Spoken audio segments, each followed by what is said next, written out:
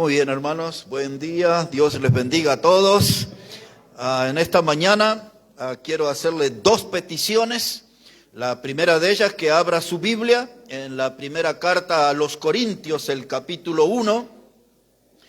Primera carta a los Corintios, el capítulo 1. Y la segunda petición, si usted quiere, busque ahí en su himnario el 109. No lo vamos a cantar, pero el título del himno 109 va a ser el título de nuestra prédica en esta mañana. Entonces, por un lado, Primera de Corintios, el capítulo 1, y por otro lado, el himno 109. Aquí en la Biblia, entonces, hermanos, Primera de Corintios 1, verso 18. Quiero hablarles en esta mañana sobre el tema la cruz excelsa al contemplar.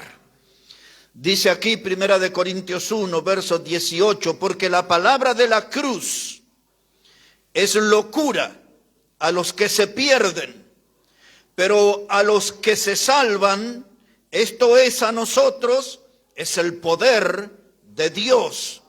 Versículo 22 dice, porque los judíos piden señales y los griegos buscan sabiduría, pero nosotros predicamos a Cristo crucificado, para los judíos ciertamente tropezadero y para los gentiles locura. En el verso 23 que hemos leído comienza diciendo, pero nosotros predicamos a Cristo crucificado. La excelsa cruz al contemplar. La palabra excelsa significa lo más elevado. La palabra excelsa significa lo más sublime, lo más alto.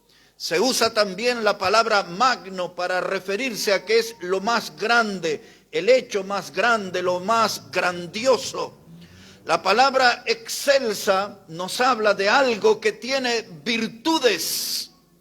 Y ahí dice la letra del himno en su estrofa primera, dice la cruz excelsa al contemplar. Do Cristo allí por mí murió, nada se puede comparar a las riquezas de su amor. El número 3 ahí dice, la estrofa número 3 dice, ved en su rostro, manos, pies, las marcas vivas del dolor. Es imposible comprender tal sufrimiento y tanto amor.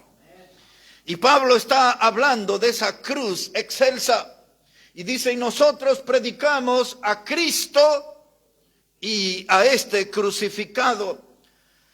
Cuando él dice esto, su mensaje, hermanos, no estaba reducido a presentar la humillación, la tortura, el sufrimiento.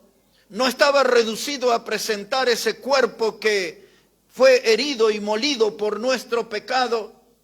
Cuando él habla de predicar a Cristo crucificado, eso está asociado a la sepultura y a la resurrección. Y ese conjunto de hechos, la muerte, la sepultura y la resurrección, es lo que se transforma en las buenas noticias. Es el contenido de lo que se llama evangelio. Muerte, sepultura y resurrección del Señor Jesucristo. La cruz, hermano, es la obra que allí se realizó. Es lo que es donde está ligada nuestra salvación. Dice la palabra de la cruz para los que se pierden, o se puede traducir los que se están perdiendo o los que están en el camino de perdición. Para ellos es locura. Pero nosotros, los que fuimos alcanzados por ese mensaje, y salvados por ese mensaje, es el poder de Dios. Cuando Pablo habló de la obra de la cruz del evangelio, él a los Romanos capítulo 1, verso 16, él les dice, hermanos, que la cruz es el poder de Dios para salvación. No me avergüenzo del evangelio, del mensaje de la cruz, porque es el poder de Dios para salvación. Para algunos es locura. para nosotros es el poder de Dios para salvación. Pero nosotros predicamos a Cristo crucificado, dice el verso 23. Para los judíos ciertamente tropezadero. Hay dos palabras que vamos a ir viendo ahora. La palabra tropezadero y locura, que están al final del verso 23. En primer lugar, la palabra tropezadero en el idioma griego es la palabra escandalón. Es el término que se usa ahí, escandalón, donde nosotros usamos para nuestra lengua la palabra escándalo. Y eso era para los griegos y para los judíos, era tropezadero, un escándalo. Y esa palabra escandalón se utilizaba para hablar de una trampa. Y cuando el resorte era activado para atrapar a la víctima, eso era la palabra escandalón. La palabra escandalón se utilizaba como trampa, se utilizaba como obstáculo para hacer caer. Y esto era el mensaje de la cruz. Era algo que hacía caer a los judíos.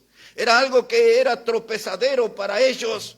Y ellos miraban la cruz y ese era el cebo, era la carnada que los iba a traer para su ruina. Porque ellos no iban a aceptar la cruz. Porque la cruz para el judío era un símbolo de maldición. Y ellos no iban a aceptar. La cruz era un tropiezo para un judío. Y Dios, hermanos, les dijo que esto iba a ser tropezadero. La razón era porque los judíos esperaban un Mesías. Los judíos esperaban un libertador que había sido prometido por Dios aún a los patriarcas del Antiguo Testamento. Y ellos cuando imaginaban a ese Mesías, como dice ahí en el versículo 22, observe otra vez, dice, porque los judíos piden señales. Y cuando ellos esperaban al Mesías, no esperaban a un hombre crucificado, esperaban a un hombre que viniera con un poder parecido al de Moisés, que podía hacer caer aquellas plagas sobre Egipto, señales como la que hizo Moisés de abrir las aguas del Mar Rojo, de proveer agua de la peña en el desierto. Ellos querían ver un Mesías con esa característica, que hiciera señales como Moisés o como el profeta Elías, que hacía llover fuego del cielo. El profeta Elías que oró y no llovió por 3 años y medio y volvió a orar y la lluvia vino. Ellos querían un Mesías así, que le trajera señales de ser alguien todopoderoso. No podían ellos aceptar, era un tropiezo tener que creer en alguien que estaba en una cruz. Los judíos, dice Pablo, ellos piden señales. Era un escándalo que se les ofreciera y que se les predicara un Salvador que fue muerto en la cruz. Ellos acostumbrados por la historia de ver aquellos grandes líderes conquistadores que venían en sus caballos blancos y con sus vestimentas ostentosas, y de pronto el libertador que se le ofrece está en una cruz, humillado, desangrándose, con su cuerpo totalmente malherido. Y entonces la palabra de la cruz se volvió una locura, un tropiezo para los judíos y una locura para los griegos. A veces aparece la palabra gentil porque los griegos representan al mundo gentil, es decir, a todos aquellos que no son judíos. Y los griegos no podían aceptar un Dios muerto en la cruz. Porque los griegos tenían su historia, tenían su filosofía y tenían su cultura, en la cual ellos tenían más de 1000 dioses. Y ellos tenían todos sus dioses en el Olimpo. Les contaré algo que después ustedes pueden leer con detenimiento en su casa. En el libro de Hechos de los Apóstoles, Pablo tuvo en Atenas. Él estaba allí esperándolo a Silas y Timoteo, que tenían que llegar para acompañarle en la predicación. Y Pablo se metió allí con los griegos a discutir con ellos y a presentar el evangelio de Jesucristo. Los griegos, como nunca habían oído acerca de eso, ellos les gustaba escuchar cosas nuevas. Y entonces Pablo dice que su espíritu, el espíritu de Pablo, se enardecía en ver a la ciudad de Atenas volcada a la idolatría. Por donde miraba tenían sus monumentos, sus estatuas que recordaban a sus diferentes dioses, al punto tal que Pablo encuentra en un altar un título que decía al Dios no conocido.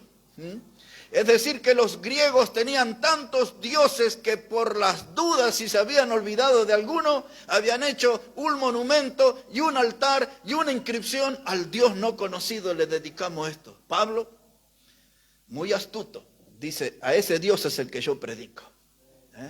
Y les empezó a hablar acerca de Cristo. Y algunos le tildaban a él, vamos a ver qué es lo que nos dice este palabrero. Nunca hemos oído acerca de eso, de un Dios que fue crucificado. Los griegos en su cultura tenían sus dioses que representaban la alegría, según todos esos dioses que ellos tenían en el Olimpo. El Olimpo no es un barrio solamente, era el Olimpo donde estaban los dioses de los griegos. Y todos los dioses de ellos eran dioses que habían venido desde el cielo para a disfrutar de los placeres, de los excesos en la tierra. Y ellos tenían sus dioses, tenían el culto al hedonismo. Esa palabra hedonismo significaba la búsqueda del placer en cualquiera de sus formas. Cuando ustedes lean ese capítulo de Hechos, van a ver que Pablo discute con dos grupos religiosos en Grecia. Unos se llamaban los estoicos, y los otros se llamaban los epicúreos. Y esta gente eran practicantes del hedonismo. Esa palabra significa la búsqueda del placer en cualquiera de sus formas. Cualquier cosa que a usted le produzca placer, eso es lo que tiene que hacer. No importa si es pecaminoso o no, según los griegos, si le produce placer, usted tiene que hacer eso. Y así eran sus dioses, con esas características. Ellos tenían el dios Dionisio. Dionisio era un dios que abarcaba muchas cosas. Dionisio era presentado como el dios del vino. La cultura de los griegos era una cultura rociada de vino, de inclinación al alcoholismo. Dionisio representaba los placeres, la abundancia. Dionisio representaba el dios de la agricultura y el dios de los sexos. Ellos tenían a la diosa Eros, que era la diosa de la sexualidad y de la fertilidad. Y así ellos tenían una cantidad de dioses como Afrodita, que era la diosa de la belleza. Y estos eran algunos de los dioses de los griegos. Afrodita, la diosa de la belleza y de la lujuria. Y ahora dice, ¿y este hombre no habla de un Dios crucificado? Dice, esto es una locura, decían los griegos. Entonces la palabra de la cruz, la salvación del hombre a través de la cruz, era una locura realmente, y para los judíos era un tropezadero, porque ellos en su ley tenían escrito que era maldito el hombre que moría en un madero. Ya lo explicó el libro de Deuteronomio en el Nuevo Testamento, en Gálatas capítulo 3 y el versículo 13 se nos habla de eso, que era maldito el hombre que era colgado o crucificado en un madero. Y ahora los judíos dicen, no podemos aceptar esto, que nos ofrezcan un Salvador que murió en un lugar maldito, en una cruz. Así que de esto está hablando aquí Pablo. La palabra de la cruz es locura para los que se pierden. Y ahora mire, hermano, esta palabra de la cruz para nosotros es el poder de Dios para salvación. Y la palabra poder que se usa aquí y que se usa en Romanos 1:16 cuando dice, no me avergüenzo del evangelio porque es el poder de Dios. Es la palabra griega dunamis, que tiene que ver con explosivo, que tiene que ver con la dinamita de Dios, porque esa obra en la cruz hecha por Cristo tiene el poder para terminar con el poder y el reinado del pecado. Es el poder de Dios para salvación. Y nosotros tenemos que hablar acerca del logro de la cruz. Ese logro de la cruz era lo más inesperado para aquel mundo antiguo.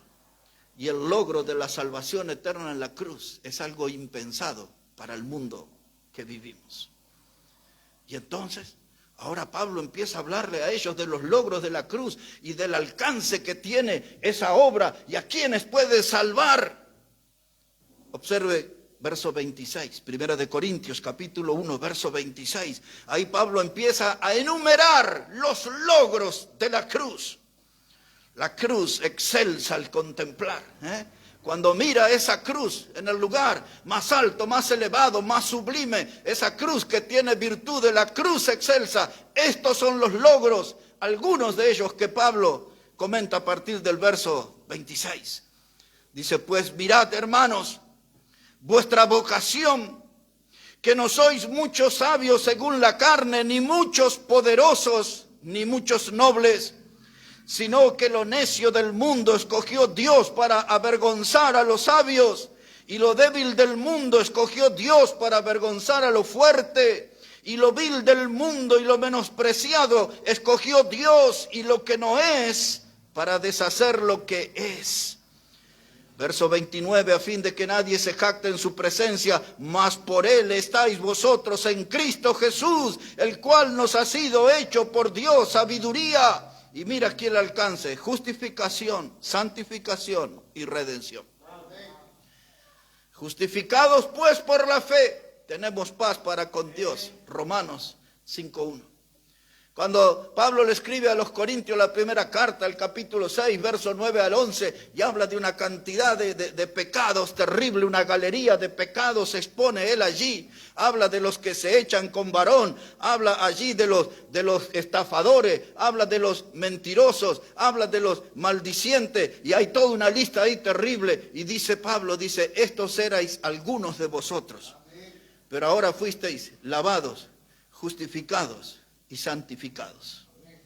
Lo mismo que está hablando él aquí. El alcance de la cruz trajo justificación para el pecador, santificación, fue apartado para Dios, redención, fue rescatado por Cristo para Dios. Ahora nos vamos a meter en las palabras que dice aquí.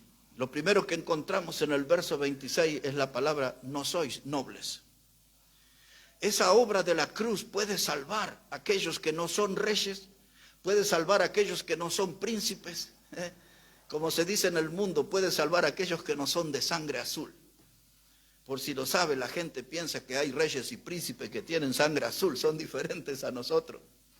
Bueno, pero Dios vino para salvar por medio de la obra de la cruz a aquellos que no son nobles, aquellos que no tienen títulos, que no son parte de un reinado, de un principado, gente común. A los que no son nobles, a esos vino el Señor a salvar, personas comunes, como usted, como yo. Y luego en el verso 27 dice Pablo, hablando de la obra de la cruz y hablando de esa palabra de la cruz, dice que verso 27 puede salvar a lo necio del mundo. Es decir, gente del mundo que no tiene pergaminos, gente del mundo que no tiene títulos que son notables. Esa palabra, lo necio del mundo, significa a gente ignorante que es fácil de engañar. Pues por ellos murió Cristo y Cristo los salvó. Por eso los ateos, cuando hablan de nosotros, dicen que nosotros los predicadores somos sembradores de ignorancia. Que el mensaje que nosotros damos, estamos sembrando ignorancia. Y dice la palabra de Dios que Dios vino a buscar a los necios, aquellos que el mundo los considera ignorantes. A ellos les alcanza la obra de la cruz para ser salvos. Y luego sigue aquí esa lista en el versículo 27 y aparece allí lo débil, pensando en los romanos que tuvieron tantas conquistas a través de la lanza y de la espada, a través del hierro conquistaron a naciones y vencieron a los galos y vencieron a los espartanos. Y usted ve cómo Roma venció los grandes ejércitos, pero no pudo con los débiles cristianos.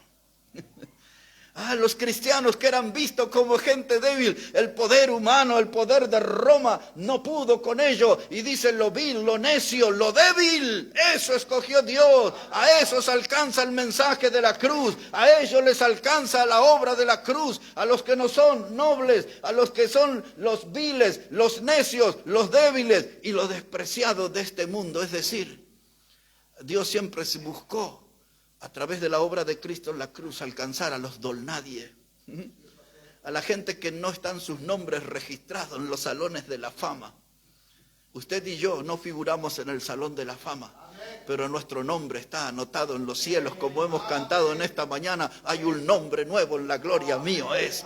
¿Cómo es que nuestro nombre está allá? Por la obra de Cristo en la cruz.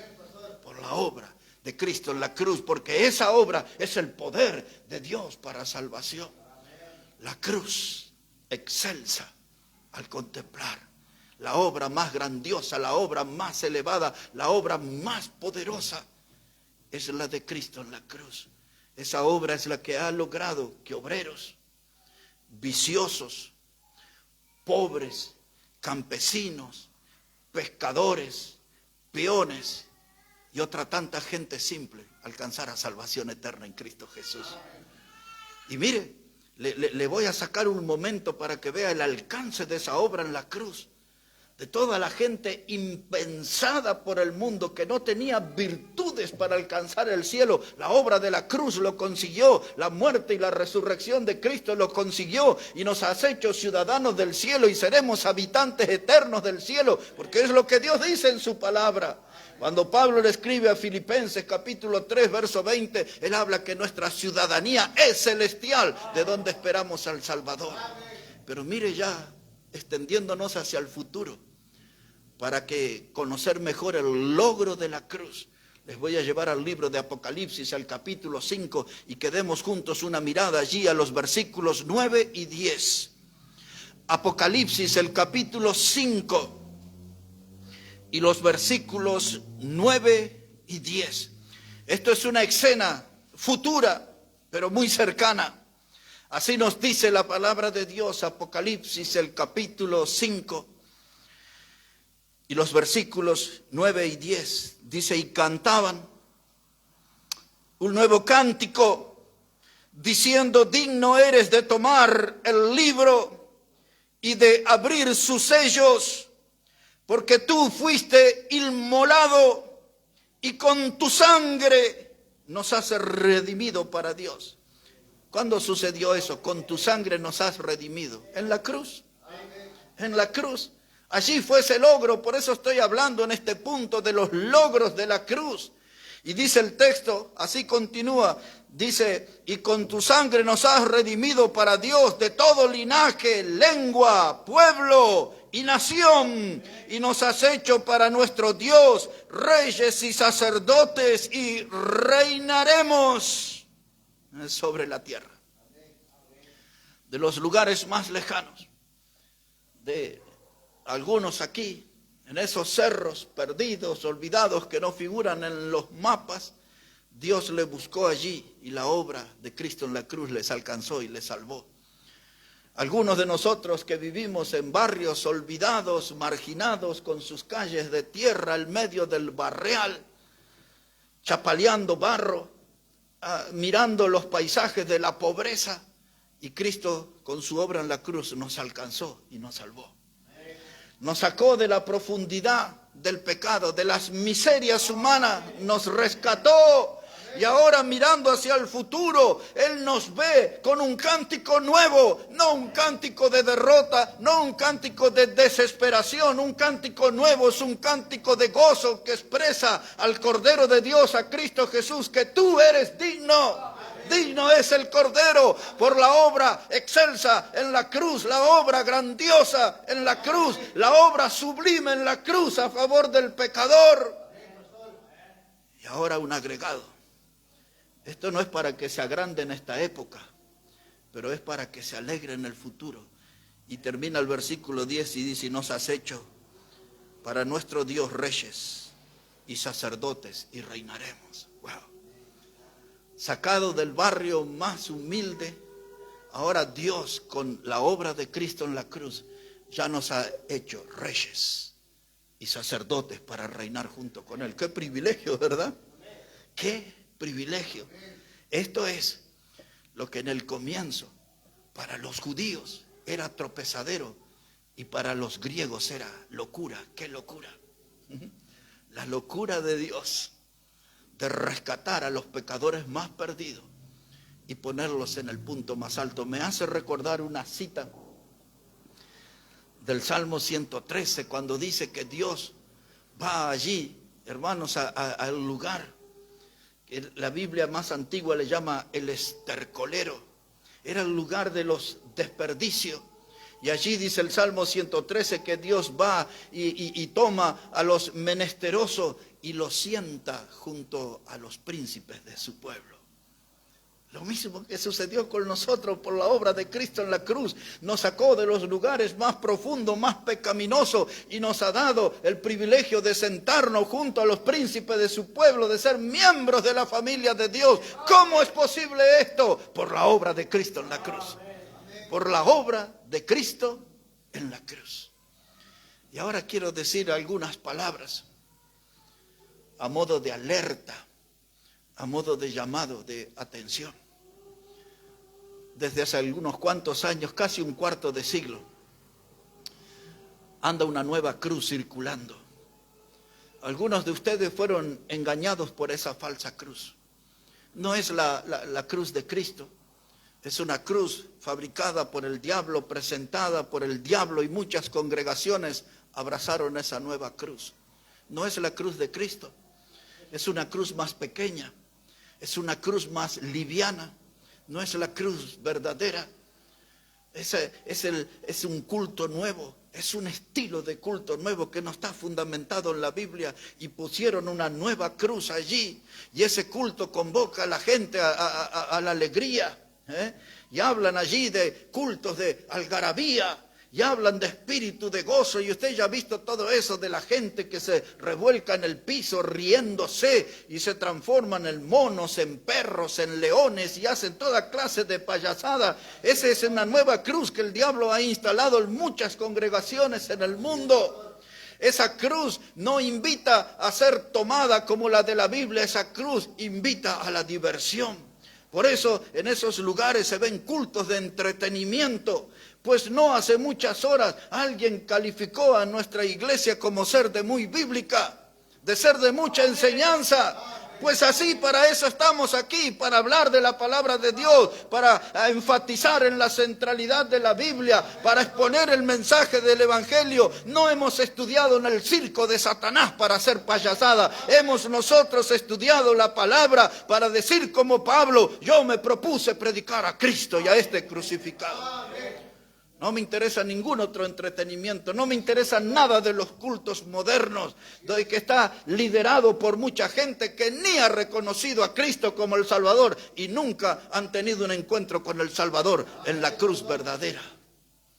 Hay ese nuevo culto que está circulando.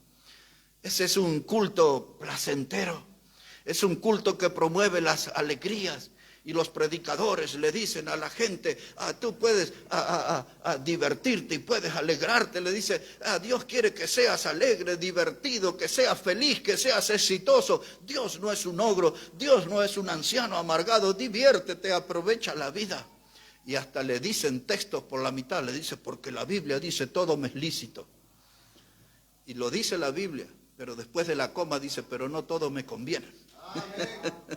Es cierto que en otra parte la Biblia dice todo me es lícito, pero después de la coma dice no todo me edifica. Tengo que ser cuidadoso, porque el diablo siempre está poniendo trampas delante de nuestros caminos. Y viene a invitarnos y dice: ¿para qué tomas tan en serio el cristianismo? ¿Qué es eso de sacrificarte tanto y esforzarte para ser fiel a Dios? Vive tu vida, dice el diablo, alégrate. Dice... Esto hasta algunos pastores lo dicen en los púlpitos.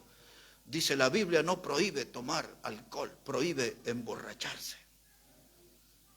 Y dice: no prohíbe tomar alcohol. Yo le diría, si lo tengo frente mío, tonto, le digo: todos los borrachos comienzan por tomar un poco de alcohol. Una copa que parece inocente, inofensiva, es la que entran algunos en ese camino de esa primer copa y terminan en el camino de la ruina. Y dice, en estos tiempos, dice, la gente puede adulterar y puede fornicar, pero hágalo con protección, sea responsable. Pues eso es lo que están promoviendo. Escuchaba ayer un reportaje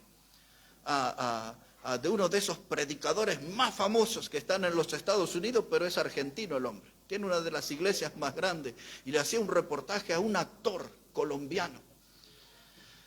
Yo no podía creer lo que estaba escuchando el mismo predicador cuando el actor hablaba de las cantidades de mujeres que había tenido y que podía tener y todo eso. Y el predicador le decía, sí, hay que alegrarse, hay que vivir la vida y cosas así. Eso es parte de esa nueva cruz. Esa no es la cruz verdadera. Esa no es la cruz de Cristo. Esa cruz moderna es la que promueve el libertinaje en las congregaciones. Pues en este fin de semana, no sé exactamente en qué lugar de la ciudad de Buenos Aires, están hablando del gospel. Gospel es la palabra en inglés para evangelio. Y hay un festival de música y de no sé qué cosa. Ese no es el mensaje de la cruz. Pablo no anduvo convocando a la gente, a los tecladistas y a los bateristas y a toda esa gente para hacer un festival para Cristo. No había aplausos para Cristo. Pablo lo dijo bien claro, nosotros predicamos a Cristo y a este crucificado, y de ahí no me muevo.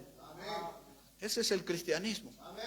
¿Es antipopular? Sí. ¿Es antipático? Sí. Pero es el mensaje que tenemos que anunciar.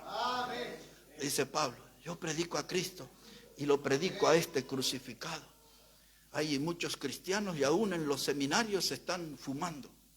Una vez, era el año 1984, allá lejísimo. Estábamos en la iglesia bautista, en ese tiempo estábamos en Don Torcuato. Yo estaba en la oficina de la iglesia y pasó un cura, un sacerdote de la religión católica. Y entró y me saludó y me dice, me gustaría saber qué es lo que ustedes creen. Y entonces yo estaba estudiando en el seminario, así que estaba con todas las luces. Y comencé a hablarle de la Escritura y el hombre quedó impactado. Y me dice, me gustaría mucho si usted acepta, tenía 21 años yo por aquel tiempo. Y dice, y me citó ahí en un lugar, le dije, pero voy a ir con mucho gusto. Fui. Y allí estaban todos los curas esperándome. Pero el hombre que me había invitado, que era de Guatemala, me recibió con un cigarrillo en la mano. El cura, fumando. Y por supuesto, eso fue uno de los primeros debates que tuve y que salí bien parado, sobreviví. Pero al margen de eso, ahí estaban, fumando. Y hay muchos hoy de los líderes evangélicos que fuman. Y hasta a modo de defensa dice, pero el gran predicador Carlos Spurgeon fumaba. Spurgeon dará sus cuentas y hablará con Dios y no podemos negar la obra inmensa que ha hecho y le reconocemos como el príncipe de los predicadores.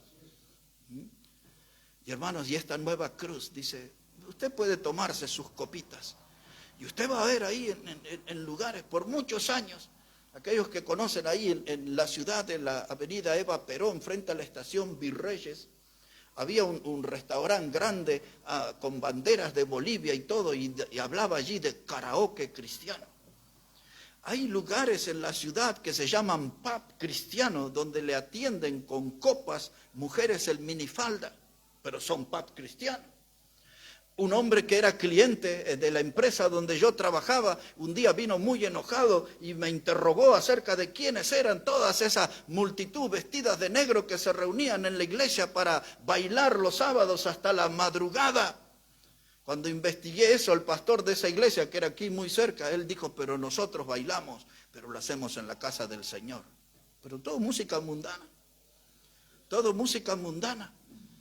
Y aún en los Estados Unidos, en seminarios bautistas, en los recreos, los alumnos toman sus latitas de cerveza. ¡Wow! Esa es la nueva cruz. Esa es la nueva cruz. Pero la cruz verdadera exige una separación del mundo. La cruz verdadera exige una fidelidad a Dios. La cruz verdadera exige un andar firme y en la fe, siguiendo a Cristo, siguiendo sus pisadas.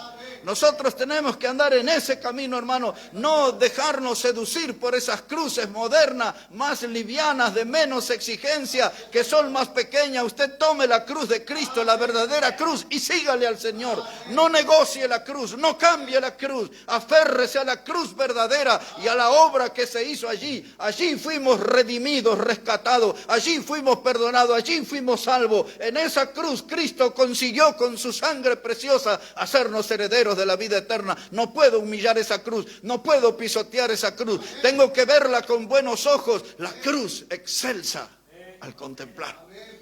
Estoy mirando esa cruz en lo alto Y voy a leer una vez más la tercera estrofa que decía Isaac Watt, así se llamaba.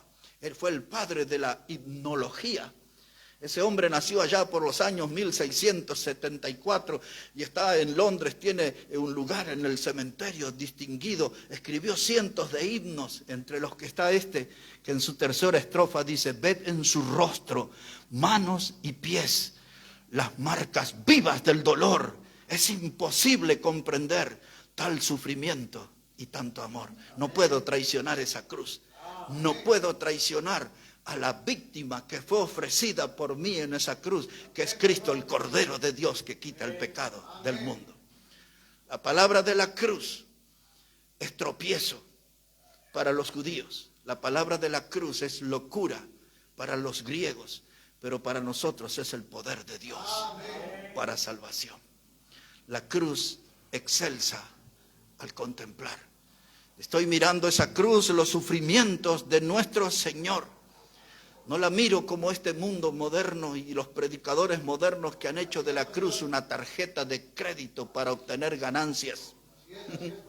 Usan la cruz para enriquecerse. Y Pablo le dijo a Timoteo: aquellos que usan la piedad como fuente de ganancia, apártate de los tales.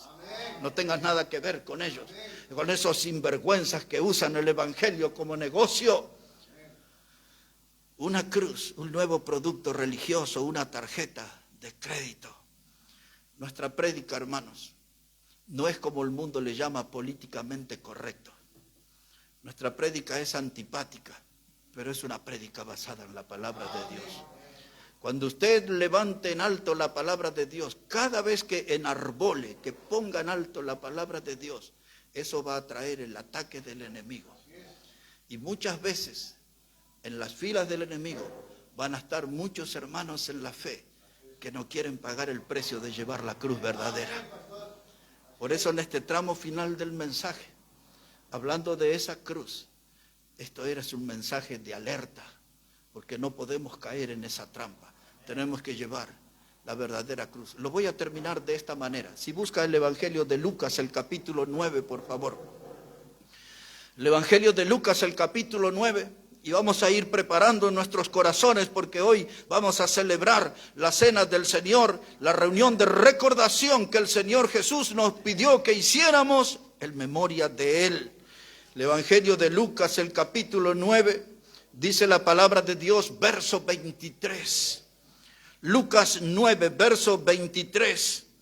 Es el Señor Jesús el que habla, y dice la palabra: y decía a todos: si alguno quiere venir en pos de mí, niéguese a sí mismo, tome su cruz cada día y sígame. Ahí está el desafío. Tomar la cruz de Cristo, no una imitación, no una más liviana, no una cruz placentera, la cruz verdadera, la cruz de Cristo. Hermanos, decía ese himno de la cruz excelsa al contemplar: do Cristo allí por mí murió, nada se puede comparar a las riquezas de su amor. Y ahora dice la Escritura: tome su cruz cada día y sígale. Yo lo he explicado aquí, pero si hay alguien nuevo, quiero que sepa esto. El tomar la cruz de Cristo tiene tres significados. Cuando el Evangelio dice tomar la cruz y seguirle cada día, nos está recordando que la cruz era un símbolo de vergüenza. Porque aquel que iba a ser crucificado, que era acusado de homicida o de sedicioso, de terrorista, pues de eso lo acusaron a nuestro Salvador, que él se oponía al poder del César romano. Y entonces, después que le azotaban y todo lo que nosotros ya conocemos, entonces le colgaban al que iba a ser crucificado una madera aquí donde estaba escrita la causa por la que iba a ser crucificado. En el caso del Señor, le llevaron al monte Calvario por un camino que se llama la Vía Dolorosa. Y cuando él iba por ese camino, la gente salía y le escupía, le insultaban, le tiraban piedra. Los padres sacaban a sus hijos a las puertas de su casa para que vieran al que iba a ser crucificado y vieran que allí iban llevando a un homicida o a un sedicioso, depende de lo que fuera, la acusación. Pero el primer paso es que la cruz es un símbolo de vergüenza y usted y yo muchas veces vamos a ser avergonzados. En donde trabajamos avergonzados por nuestra propia familia que está lejos de Dios. Muchas veces van a buscar humillarnos por nuestra condición de ser cristianos, de ser hijos de Dios. Y recuerde que la cruz que usted y yo decidimos tomar implica vergüenza. La segunda enseñanza de la palabra cruz es la palabra dolor. Toda persona que tome la cruz padecerá dolor. El dolor de los clavos en las manos, el dolor de los clavos en los pies. Hay dolor en la cruz. Y nosotros vamos a vivir nuestra vida cristiana no permanentemente alegre, no es divertida. Porque muchas veces nos encontramos en situaciones de aprieto, en situaciones de angustia. Muchas veces vamos a ser maltratados, nos lastimarán físicamente y hasta matarán, como sucede en muchos lugares de este mundo en nuestros días. Y a veces hasta nos lastimarán con palabras groseras. Pero la cruz es símbolo de dolor. Y la tercera enseñanza que da la palabra cruz es que ella es símbolo de muerte, porque todo crucificado inevitablemente moría. Y ahora Jesús dice, tengo una invitación para ustedes. Y es la siguiente, quiero que tomen mi cruz cada día y me sigan. No es una invitación a un refrigerio, no es una invitación a una Coca-Cola, no es una invitación a una mesa llena de manjares dulces. Cuando Él dice, si quiere seguirme, tiene que tomar mi cruz, porque no hay cristianismo sin cruz. Entonces, en otras palabras, tiene que estar dispuesto a ser sometido a la vergüenza, tiene que estar dispuesto a padecer dolor y aún tiene que estar dispuesto a dar su vida por la causa del Evangelio. La invitación del Señor está hecha para todos nosotros. Hace un poquito más de 40 años, yo tomé la decisión de tomar la cruz. Y aquí andamos, medio malherido en el camino, pero ahí estamos con la cruz. Es un privilegio enorme llevar la cruz de Cristo. Y como decía Pablo, yo me propuse predicar a Cristo y a este crucificado. No tengo otra cosa para debatir con el mundo. No tengo para que hablar nada ni de política, ni de filosofía, ni de cosas de la historia. Lo que Dios me ha encomendado es que yo hable de Cristo y de Cristo crucificado. De ese Cristo puesto en la cruz, luego en la sepultura y resucitado al tercer día. Esa es la buena noticia para darla al mundo. Ese es el mensaje que tenemos que anunciar. Mientras los judíos todavía siguen viendo ese evento de la cruz como un tropezadero, los griegos lo ven como una locura, pero nosotros lo vemos como el poder de Dios para nuestra salvación. El mensaje de la cruz. Vamos a orar a Dios. Los hermanos van a estar poniendo aquí la mesa y vamos a prepararnos para la ceremonia de recordación de que Cristo murió en la cruz, fue sepultado y resucitó al tercer día. Padre, queremos agradecerte en esta hora por tu palabra y porque en tu gran amor nos alcanzaste a nosotros, que somos pecadores, que somos indignos, que somos nadie, tantas cosas, Padre. Pero tú has entregado a tu Hijo unigénito, a Jesucristo, para morir en esa cruz, para ocupar nuestro lugar, para morir por nuestros pecados y obtener ese gran logro, la salvación eterna para nosotros. Tu mensaje, Padre, en esta mañana, trabaja en nuestra vida interior, en nuestra alma. Que tu mensaje hoy nos ayude a inclinar definitivamente nuestro corazón para servirte y para seguirte con la verdadera cruz. No esa cruz moderna, no una cruz de imitación, no esa cruz que es el producto, un símbolo religioso. La cruz de Cristo queremos llevar. La cruz de Cristo, Padre, ayúdanos a llevar cada día y que lo podamos hacer con fidelidad. Ayúdanos, Padre, en las decisiones para tomar, porque sentimos que tu voz nos está llamando al servicio en esta hora.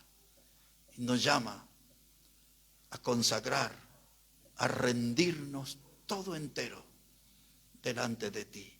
Bendice tu palabra, bendice cada decisión en esta mañana y aquellos que nos escuchan y que nos ven desde lejos, que tú obres en esos corazones y ellos sean animados también a tomar la cruz de Cristo, la verdadera, y que ellos puedan tomar ese compromiso como Pablo de predicar a Cristo y a este crucificado. Derrama bendiciones, Dios. Lo pedimos en el precioso nombre del Señor Jesucristo. Amén y amén. Amén. Vamos a preparar nuestros corazones, hermanos, para cantar al Señor. Vamos a cantar ese himno que dice: en el monte Calvario.